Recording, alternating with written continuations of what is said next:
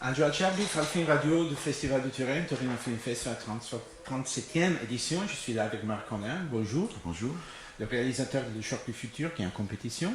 C'est un film très intriguant sur la musique électronique et sur la naissance de la musique électronique qu'on écoute maintenant. Exactement. N'est-ce pas? Le film se déroule à Paris en 1978. Et il y a cette fille qui est en train de découvrir des sons qu'elle n'a jamais entendus et qu'elle n'arrive pas à faire comprendre au monde. Vous êtes musicien, vous êtes partie du groupe Nouvelle Vague. Et qu'est-ce que vous a amené à raconter cette histoire au cinéma? Donc, comme je disais, je suis passé de musicien à... Au départ, je voulais faire du cinéma, mais j'ai fait de la musique pendant plus de 25 ans. Et je me suis dit, il faut que je fasse du cinéma, mais je vais parler de quoi? Et je me suis dit, non, je vais parler de la musique. Et j'ai eu cette idée de faire un film qui rende hommage et à la musique électronique et aux femmes qui ont participé à l'aventure de la musique électronique. Parce que aussi je trouvais qu'en fait, on voit il y a quelques films dans l'histoire où on voit des musiciens qui sont en train de faire, par exemple, du rock, du jazz, beaucoup. Mais de la musique électronique, j'en connais presque pas, en fait. Voilà. Donc je me suis dit, il y a des gens qui filment, je me souviens avoir vu On Is Over Left Alive de Jim Jarmusch, il y a des scènes magnifiques avec les guitares, les amplis, la batterie, etc. Et je me dis, je vais faire ça, mais avec des synthétiseurs et des boîtes à rythme. Probablement parce que la musique électronique n'a jamais été considérée vraiment une musique parce qu'il n'y avait pas de musiciens. Exactement, et je me suis battu toute ma vie contre ça. Je fais aussi ce film pour ça. Et, à la fin du film, il y a une dédicace à toutes ces femmes. Ils sont une énormité, ils sont des noms qui ne sont pas vraiment connus au grand public. Et, comment avez-vous choisi de raconter l'histoire de cette façon-là? Vous avez pris des racontes de la vie de cette femme ou vous avez... Exactement, bon, c'est romancé. Hein. Ah. En France, quand c'est sorti, on a dit que c'était un peu une sorte de biopic, un peu de faux biopic, quoi. C'est-à-dire qu'en fait, c'était un personnage qui n'a pas existé réellement, mais qui aurait pu, et pour l'écrire, je me suis inspiré de toutes les interviews et les articles que j'ai pu lire sur ces femmes qui faisaient de la musique, surtout aux États-Unis et en Angleterre. Il y en a très peu en France. La chose qui est très étrange et très fascinante, c'est que la musique qu'on entend dans le film, c'est une musique des années 70, c'est une musique actuelle, parce que maintenant on a le même son, les mêmes chansons, les mêmes beats qu'il y avait dans les années 70. Vous commencez avec une chanson de Ceron, Supernature, qui maintenant dans les clubs, ça marche. Autant que musicien, pourquoi croyez-vous qu'il y a ce retour de ces sons-là, de cette musique, avec ces sons et ce beat, ces BPM, qui sont vraiment très classiques de cette période historique? Je ne sais pas. Ce qui est intéressant, c'est que pendant très longtemps, la plupart des musiciens dans le monde ont été inspirés par les Beatles. En fait, tous les musiciens des années 80, peut-être même jusqu'à 90, s'inspiraient des Beatles. Et il y a eu à un moment donné un vrai tournant.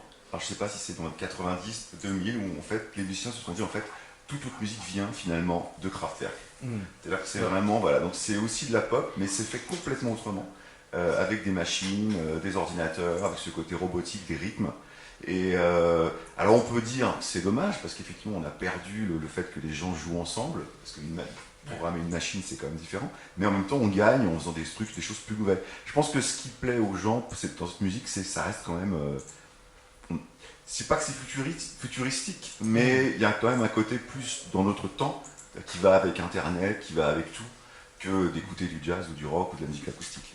Oui, c'est vrai ça. Mais aussi, disons, c'est aussi vrai que ces sons-là sont des sons un peu vintage pour maintenant. Il y a aussi un côté de mémoire, peut-être, qui va arriver. Bien sûr, c'est ce qu'on appelle la fausse nostalgie. Beaucoup de gens, en fait, adorent ces sons en pensant que c'était une époque extraordinaire. Voilà. Après, il y a aussi le fait qu'on n'a pas inventé grand-chose de nouveau depuis. Ah non, c'est vrai ça. Ce sont toujours les mêmes choses qui sont... Voilà. Les synthés, aujourd'hui, moi j'en ai plein, voilà, il y a toutes les marques refont les synthés qui sont sortis entre 70 et 80. Donc forcément, si on propose sur le marché des machines qui font la même chose qu'il y a 30 ans, on va faire la musique d'il y a 30 ans. Ouais, exactement.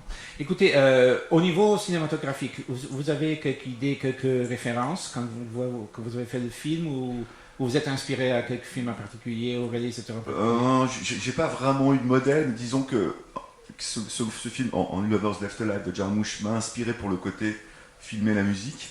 Et j'ai un film que j'ai eu en tête pour la forme, c'est Jan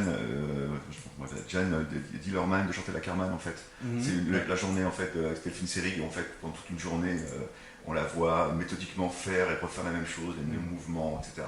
Et je me suis inspiré de ça parce qu'on voit souvent donc, mon personnage, Dalma Jodorowsky, qui fait, qui tourne les boutons de sa machine, qui écoute, qui se remet à la tâche, voilà. Ça, je m'étais inspiré de ce film-là. Et vous avez pas peur que ce genre de façon de filmer aurait pu être lente ou pas engageante pour le public? Ah bah moi je voulais que ce soit encore plus lent en fait. Donc je pensais même pas je pensais pas faire c'est compliqué parce que c'est à la fois un vrai film d'auteur indépendant où il y a quand même un parti pris. J'ai quand même ces scènes-là en fait dans un film on va dire mainstream, elles auraient toutes été coupées au bout de 30 secondes. Voilà. Là moi je les ai laissées durer exprès parce que je voulais en tant que musicien qu'on sente mieux les sons, donc qu'on sente mieux, qu'on comprenne aussi. La scène où finalement, aujourd'hui, quand les gens me parlent de mon film, que ce soit en Angleterre, en France, où on me parle, les gens vraiment aiment cette scène où, avec la chanteuse Clara Luciani, elle compose la chanson en direct. C'est quasiment un côté documentaire, en fait. Et c'est ce que les gens ont préféré, alors que c'est une scène extrêmement longue, effectivement, mais voilà, les gens sont au cœur de la création. C'est ce qui, je pense, et ça, faut du temps. Vous avez mis une expérience de vous-même dans le film, autant que musicien. Ah bah ça, c'est totalement moi, c'est sûr. Les heures avant les ordinateurs. C'est tout ce que j'ai vécu, quoi. Ouais, bien sûr. Bon, merci beaucoup à Marc Collin, le réalisateur de Choc du Futur du Festival de Turin. Je suis Angela Cherby pour Fred de Festival Insider.